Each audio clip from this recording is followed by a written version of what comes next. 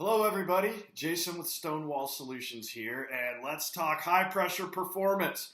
I put a vote out on Twitter whether we were going to cover leadership or high pressure. High pressure won, so here we go.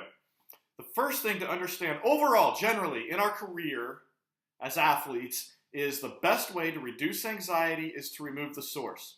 And the source is us, right? As an individual, we get nervous out of concern for our own performance. So the more we can commit to living a selfless, team-first life, the more we will reduce anxiety and create aggression, because aggression is most effective when its source is love.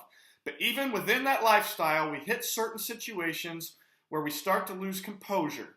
And all that happens is, when heart rate starts to go, whatever it is, and it's because we want to win. You're not mentally weak. There's nothing wrong with you. You just want to win. And your concern for the results and the outcome has crossed a line and created a focus that crosses a line which creates pressure and stress, because the results are ultimately uncontrollable. You can't force them, and uncontrollable requirements create pressure and stress. So what we have to do is free ourselves from the requirement of that outcome by understanding failure exists necessarily in an effort to increase ability, and that you can't force results. If you could, and I know what you're thinking the same thing when I was a young ball player, whatever, dude, I'm going to go win all the time, I'm going to get a hit every time. But check it out, if you could, you'd win every game, and you'd hit 1,000, and so would everybody else, and there'd be no point to competition.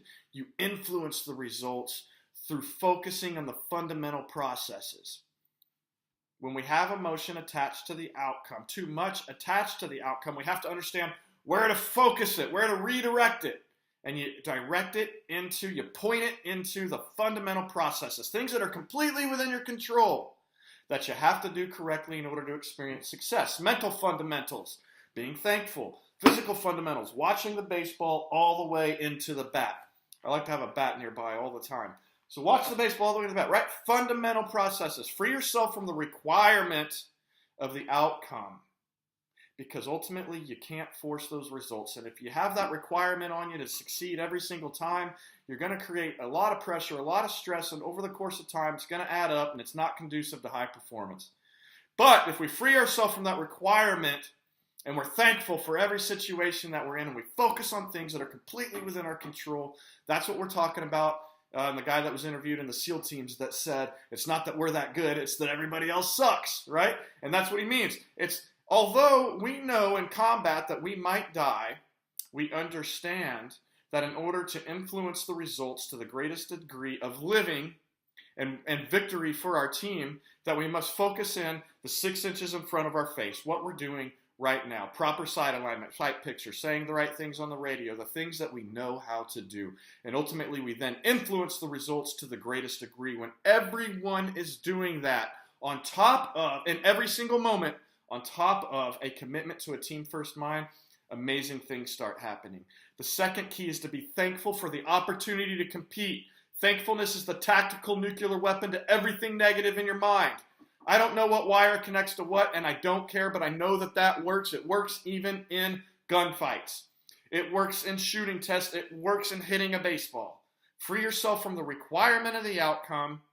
Be thankful for the opportunity, because in life you get a certain amount of days on earth. And in those days you get a certain amount of time to play ball, and within that you get a certain amount of pitches to hit, throw, or plays to play in other sports. So be thankful for every single one of them, whether it's 98 miles an hour with movement or 75 miles an hour straight down the pipe. Be thankful for it. And if you can't get there, remember there's always someone who would like to be right where you are right now. And one of them's me. I'd love one more chance to compete. Just one more chance. It's over for me. Now I teach it.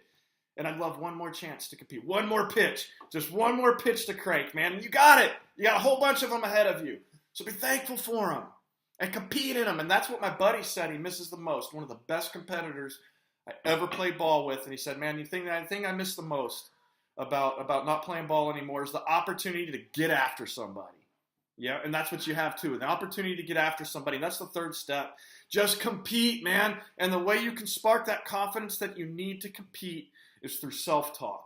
All right? Say something in your mind that sparks confidence. And I like to put it into an action.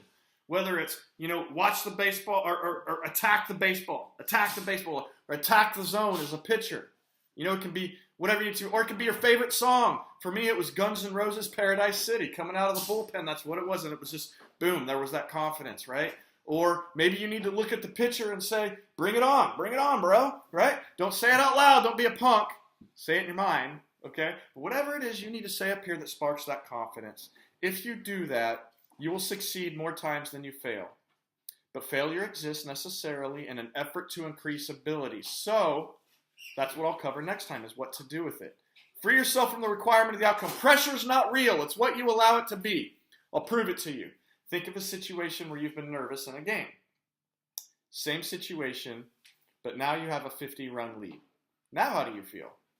Better, right? But the execution of the action hasn't changed, just your concern for the outcome. So place that emotion into something that gives you value, fundamental processes. Free yourself from the requirement of the outcome. Thankful for the opportunity to compete. Spark confidence through self-talk. And go get after somebody. That's how winning is done, and it pays to be a winner. Hoo-yah.